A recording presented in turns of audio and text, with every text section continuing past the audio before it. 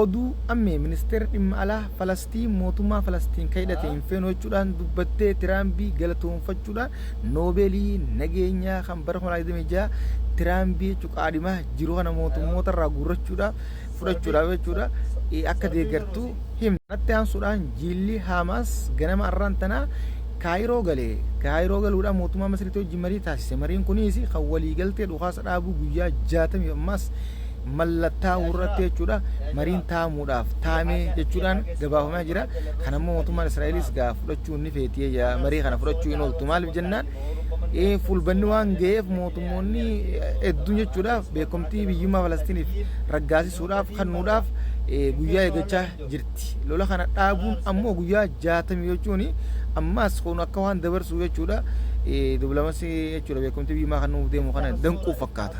Ammoo mootummaan Masrii asirratti yaadni isaa kun hin taane fakkaata.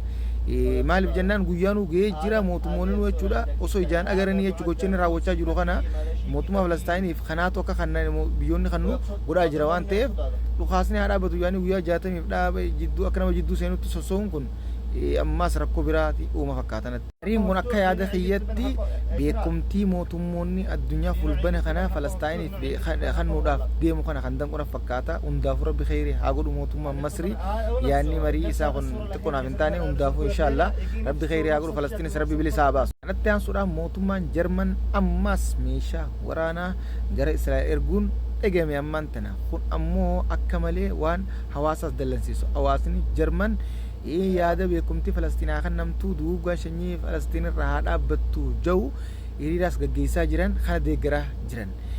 Faallaa sanii Jarman ammoo yaada kana mormaa jirti jechuudha.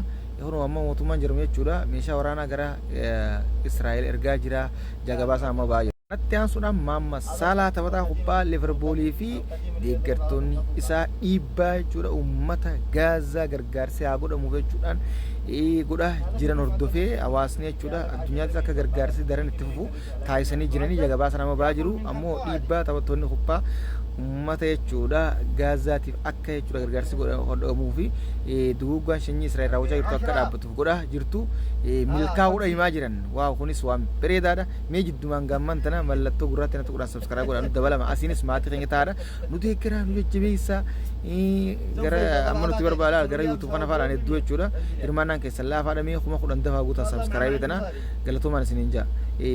Oduu itti aansu kanatti aansuudhaan gaazexeessota aktiivistootaa fi miseensonni hawaasa siviilii 200 ol ta'an magaalaa Meeksikoo keessatti gocha gareen jechuudha duguuggaa shanyii namarratti raawwachaa jirtu Israa'el tun Gaazaa irratti raawwachaa jirtu mormaniiti jiran mormii dhageessanii jiran.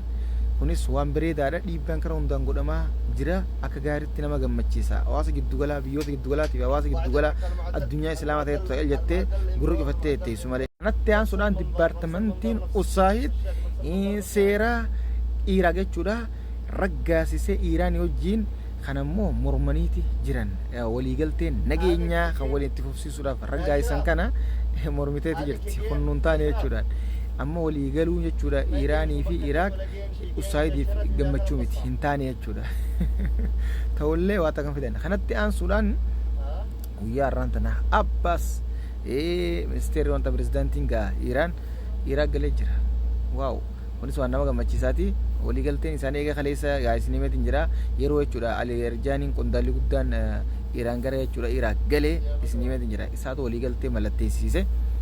Waan bareedaadha kan jechuudha Ameerikaa fi Israa'el gaddisiisuudha.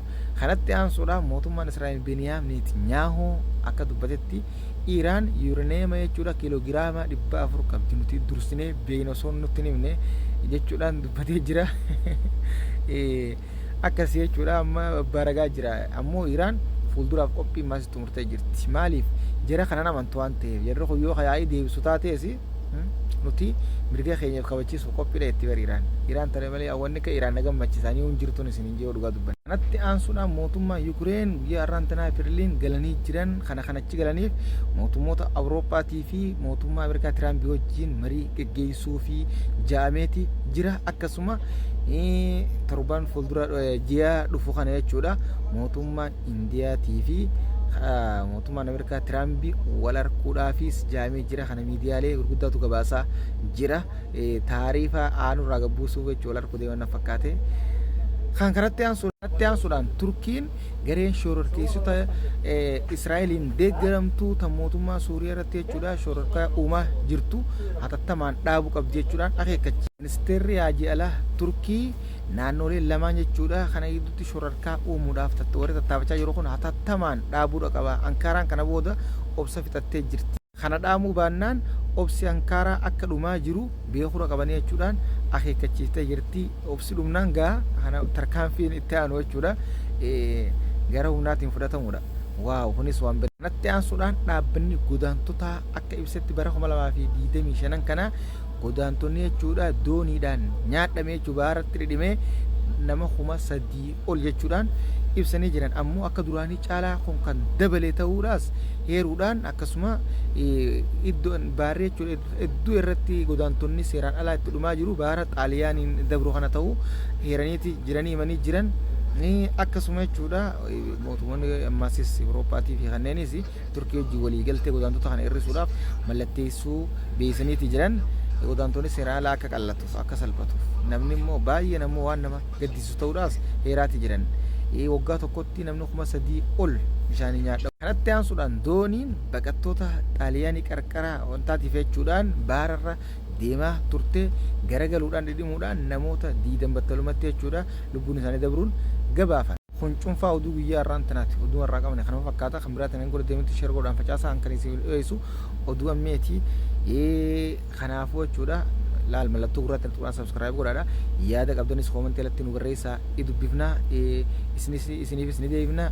Oduulee guyyaa gaggabaabdu isin biraan geenya amma gama hojiitiinis eegallee jirra inshaallah namoonni keenya hojii harkachuu qaba. Tunis duullee hojii walii ilaaluutti itti fufaa jabaadhaadha isiniin jenna. Ammoo gara YouTube kanaan subscribe godhaadha isiniin jenna. Galatoomaa. Assalaamu alaikum warahmatullahi wabarakatuh.